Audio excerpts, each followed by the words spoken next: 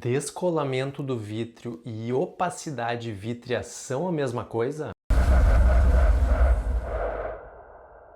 Tudo bom, pessoal? Aqui quem fala é Mário Bula, médico oftalmologista, cirurgião de retina. Seja mais uma vez muito bem-vindo ao canal Retina Vítreo, que é o canal mais completo sobre retina do YouTube.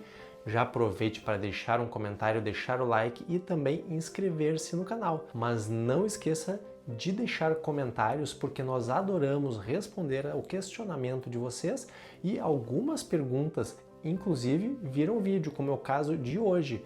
Nós vamos esclarecer esta dúvida de um seguidor que pergunta: será que o descolamento do vítreo e a opacidade vítrea são a mesma coisa? Para responder a esta pergunta, primeiro eu tenho que explicar para vocês o que é o vítreo. Vítreo é a gelatina que nós temos na parte interna do olho, ou seja, imagine o olho como sendo uma bola.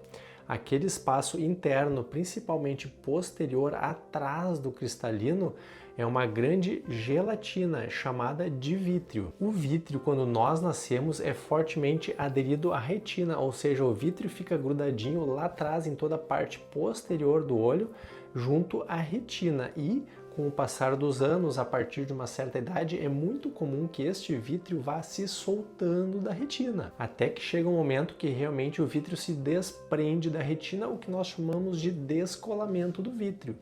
Este é um evento muito importante, porque muitas vezes quando o vítreo se descola da retina, se desgruda da retina, ele acaba causando um rasgo, e a partir deste rasgo, desta ruptura na retina, é que pode-se iniciar o descolamento de retina, que aí sim é uma doença bastante grave e que precisa de cirurgia na grande maioria das vezes. Quando ocorre o descolamento do vítreo, então geralmente se inicia um sintoma muito chato que incomoda muito as pessoas, que são as moscas volantes, ou seja, a presença de corpinhos flutuantes que ficam se movimentando na frente da visão, principalmente conforme olhamos para um lado e para o outro, e também quando existe mais luz, principalmente quando o fundo é mais claro, tipo uma parede branca, ou quando estamos na praia em um dia ensolarado, por exemplo. Isso acontece por uma série de motivos. Em alguns casos até pode haver uma pequena hemorragia quando ocorre o descolamento do vítreo, o que vai dar então a presença de uma sujeira maior na frente da visão, mas muitas vezes é a própria opacidade da hialoide posterior, que é a peliculazinha que envolve o vítreo, que vai causar o sintoma das moscas volantes. A resposta então para esta pergunta é até relativa. Descolamento do vítreo e opacidade vítrea não são a mesma coisa, mas podem estar relacionadas. Por quê? Por exemplo, a hialoide pode estar opaca, então sim, o descolamento do vítreo vai causar uma certa opacidade vítrea. O descolamento do vítreo pode causar uma hemorragia vítrea, que é sim uma opacidade vítrea, mas nem sempre. Por exemplo, uma das principais causas de opacidade vítrea é a infecção por toxoplasmose, ou seja, uma infecção causada por um protozoário que em alguns casos afeta o olho, causa uma lesão na retina, causa também uma uveíte, uma inflamação dentro do olho. E esta inflamação, esta uveíte pode deixar o vítreo turvo, o vítreo sujo.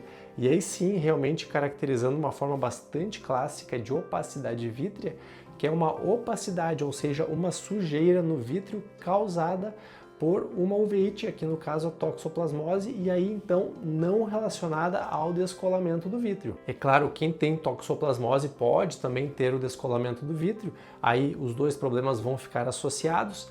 Quem tem toxoplasmose, quem tem lesões de corioretinite também pode acabar tendo uma chance um pouco maior de desenvolver o descolamento de retina, então é importante ficar atento, mas o sintoma até do descolamento do vítreo e da toxoplasmose podem se confundir em alguns casos, porque se caracterizam muitas vezes por uma nuvenzinha, uma sujeira que fica circulando na frente da visão.